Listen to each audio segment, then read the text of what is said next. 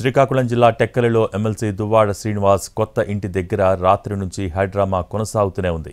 ఇంట్లోకి రానిచ్చేంత వరకు తగ్గేది లేదని దువ్వాడ వాణి ఆమె కుమార్తె భీష్మించు కూర్చున్నారు. అయితే శ్రీనివాస్ మాత్రం వారిని లోపలకు రానిచ్చేది లేదంటున్నారు.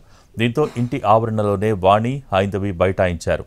నిన్న రాత్రి నుంచి అక్కడ హైడ్రామా నడుస్తూనే ఉంది. తలుపులు బద్దలు కొట్టి భార్య వాణి, కూతురు హైందవి, కొందరు బంధువులు ఆ ఇంట్లోకి వెళ్లేందుకు ప్రయత్నించారు.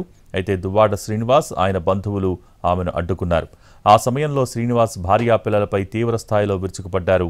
ఆగ్రహంతో ఊగిపోయారు. దువ్వాడ సోదరులు కూడా వాణితో గొడవకు దిగారు. పరిస్థితి ఉద్రిక్తంగా మారటంతో పోలీసులు ఇరు వర్గాలకు సర్ది చెప్పారు.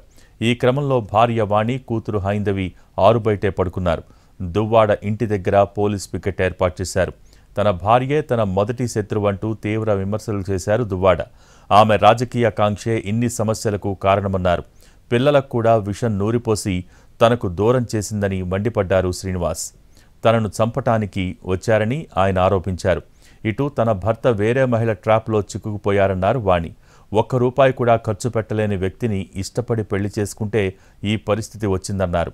నా లైఫ్ ఇలా టర్న్ అవుతుందని ఊహించలేదని ఆవేదన వ్యక్తం చేశారు వాణి. రోజురోజుకు పరిస్థితిని ఇలా కంపు చేసింది శ్రీనివాసే అన్నారు.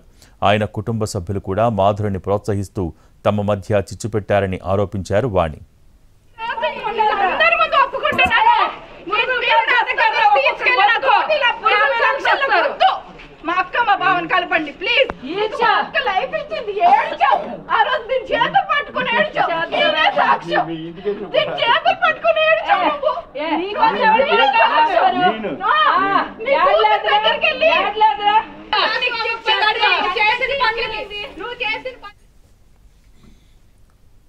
తనకు ప్రథమ శత్రువు దువ్వాడ వాణి అన్నారు దువ్వాడ శ్రీనివాస్. తమకు 2 ఏళ్లుగా గొడవలు ఉన్నాయని పేర్కొన్నారు. తమ పిల్లలకు కూడా పగను నూరిపోస్తుందని అన్నారు దువ్వాడ శ్రీనివాస్. అయితే ఎమ్మెల్సీ వ్యాఖ్యలను ఖండించారు దువ్వాడ వాణి. తమను పట్టించుకోకపోవడంతోనే తాము అధిష్టానం వరకు వెళ్లాల్సి వచ్చిందన్నారు దువ్వాడ వాణి. శత్రువు నేను 5 సార్లు ఓడిపోవటానికి కారణం బయటికి ఇంతవరకు నేను చెప్పుకోలేదు దువ్వాడ వాణి. పిల్లల్ని కూడా పున్నమనాగులో చిరంజీవి విషం పోసి పెంచి ఎలాగైతే పెంచుతారో ఆఖరికి విషనాగులా తయారు చేస్తారు. నా మీద శత్రుత్వాన్ని నూరిపోసింది. కూడా వాన కూడా తగలకుండా బంగారం లభించాను. 2 డాక్టర్స్ని చేశాను. ఏ లోటు లేకుండా బ్రహ్మాండంగా వాళ్ళకి ప్రతి క్షణం చూసుకున్నాను. కానీ వాళ్లల్లో నా మీద వ్యతిరేక భావాలు తిని క్రియేట్ చేస్తుందని నేను ఊహించలేకపోయాను. తన జీవితం నాశనం అయిపోయి ఊరేసుకునే పరిస్థితి వస్తే వద్దు, అటువంటి పని చేయకు. రోజులు ఎలా మారుతాయి చెప్పలేం. డబ్బులు ఇవ్వాల్సిన అవసరం అయితే నేను లేదు అమ్మాయికి. ఆ అమ్మాయికి చాలా కావాల్సినంత ఆస్తులు ఉన్నాయి. విశాఖపట్నంలో ఆస్తులు ఉన్నాయి, టెక్కల్లో ఉన్నాయి, పెట్రోల్ బంక్ ఉంది, భూములు ఉన్నాయి. 7 months 8 months 9 months అవుతుంది. పూర్తిగా నేను ఇప్పుడు కూడా మాట్లాడడం కానీ మెసేజ్ కానీ చేయలేదు. కానీ చాలా గట్టి మెసేజ్లే పెట్టాను. చాలా ర్యాష్గానే స్పీడ్గానే పెట్టవలసిన పొజిషన్ వచ్చింది.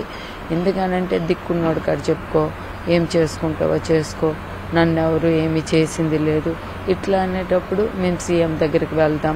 ఒక రాఘరావు గారు అమ్మాయిగా నేనేం చేయాలో అది చేస్తాను. నా సత్తా కూడా నేను చూపిస్తాను. నా బ్యాక్గ్రౌండ్ కూడా నేను చాలా ఫైట్ ఇవ్వడం అయితే జరిగింది. నేను ఒక డాక్టర్ని, మా చెల్లి డాక్టర్.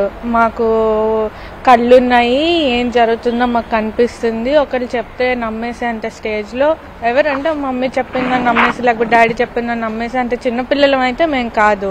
మీద బ్రెయిన్ వాష్ చేసేయడం వల్ల మాకు తెలిసిపోయి ఆయన మీద కక్ష పెంచుకోవడానికి